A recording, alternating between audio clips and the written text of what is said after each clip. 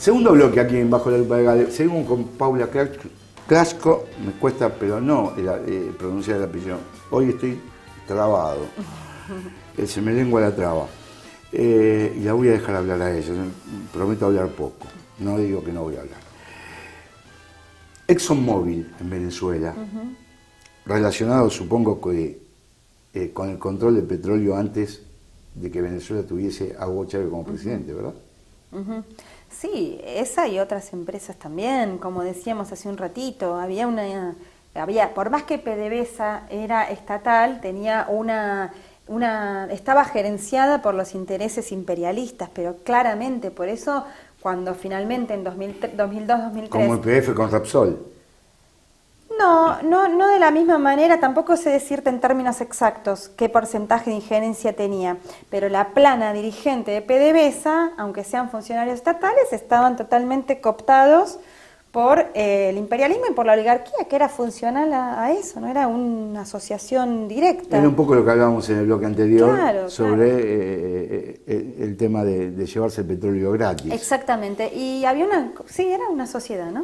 Entonces, cuando se hace el paro petrolero, el famoso boicot, lockout, paro petrolero en 2002-2003, ahí Hugo Chávez hace una limpieza de la dirigencia y de un montón de empleados de PDVSA que estaban entongados, porque esa es la palabra, con el imperialismo y con este esquema de saqueo del principal recurso económico y natural de Venezuela, entre otros en realidad.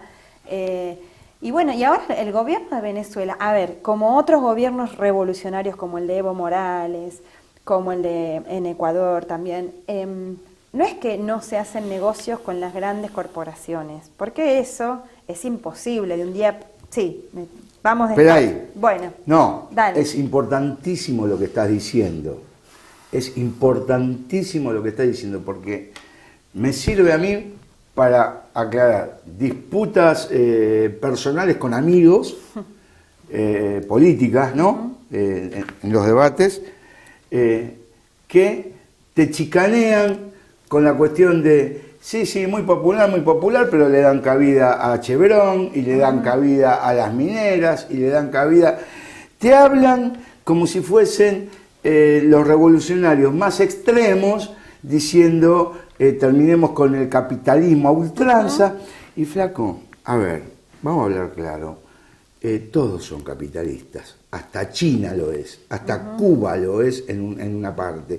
¿Por qué? Porque necesitan del capital para poder generar y para poder subsistir. Es imposible no ser capitalista, depende cómo uses el capital. Si vos sos un tipo, o sos un gobernante, que sos capitalista, pero responsable, y la responsabilidad es en la distribución de lo que vos ganás, equitativa, y a veces no equitativa, si querés mirarlo de otra manera, dándole más al más desfavorecido, quitándole más al que más tiene, que eso es justicia. No está mal.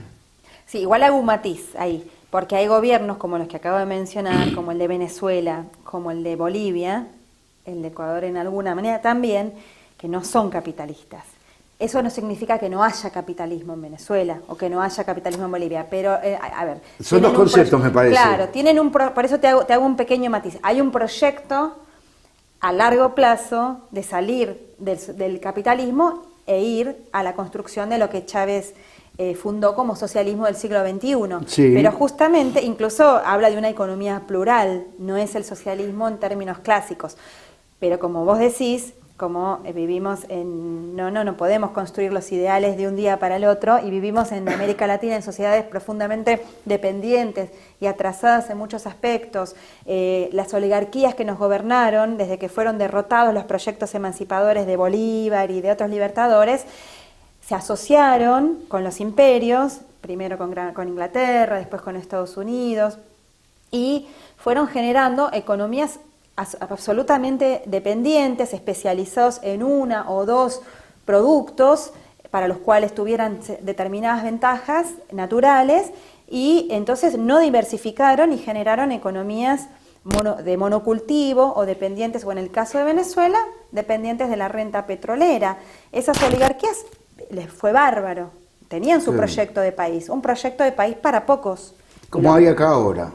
Sí, y sobre todo en Venezuela, encima tuvieron un desarrollo, una diversificación menor de la economía. Argentina alcanzó a hacer con el peronismo, sobre todo, alcanzó a tener una industrialización, no del todo ni cabal, como estaba en el proyecto peronista de llevar a cabo una industrialización de base, porque el proyecto fue cortado en el 55 con el golpe de Estado, claro, por supuesto. pero sí se llegó a desarrollar una diversificación, después con el desarrollismo de la mano de las capitales transnacionales y a un costo enorme para el pueblo, porque fueron regímenes también represivos, pero digamos, Argentina es un país de capitalismo desarrollado pero dependiente, a diferencia de los países capitalistas. Claro, cuando podríamos no serlo, pero Sí. no importa. Pero Estamos Venezuela hablando no, de Venezuela fue un país que se desarrolló en torno a la renta petrolera. Bien, y ahí estamos en la clave de la cuestión, porque ahí se entiende el atraso de los pueblos latinoamericanos. ¿Y a qué se debe el atraso? Y bueno, justamente a la bota del imperio, a estar permanentemente sujetos a una potencia que hizo con nuestros recursos y con los gobiernos títeres que tenían lo que quiso. Llegan imágenes de Venezuela, estábamos hablando del paralelismo de Venezuela-Siria en Latinoamérica, ¿no? Esto ya lo vimos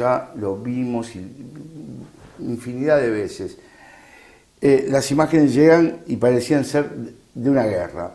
Algunos están fogoneando el tema de que hay una guerra civil y todo ese tipo de cosas. Se estima que hay unos 100 muertos en los últimos 3 meses. Y acá, por ejemplo, yo tengo una guión y dice, se trata de una guerra civil, en todo el país se llevan a cabo enfrentamientos con regiones particulares. No voy a hacer esa pregunta, porque yo sé positivamente que no es una guerra civil, sino que es algo que está planificado y que está siendo implantado por la oposición venezolana y quienes están detrás de la oposición venezolana. ¿Quiénes son los que están detrás de la oposición venezolana? Mira, recién estaba leyendo una nota de Marco Teruggi, que es un compañero argentino que está siendo cronista de la Revolución Bolivariana en Venezuela, que los recomiendo altamente, y decía, hay un plan que tiene 3 patas.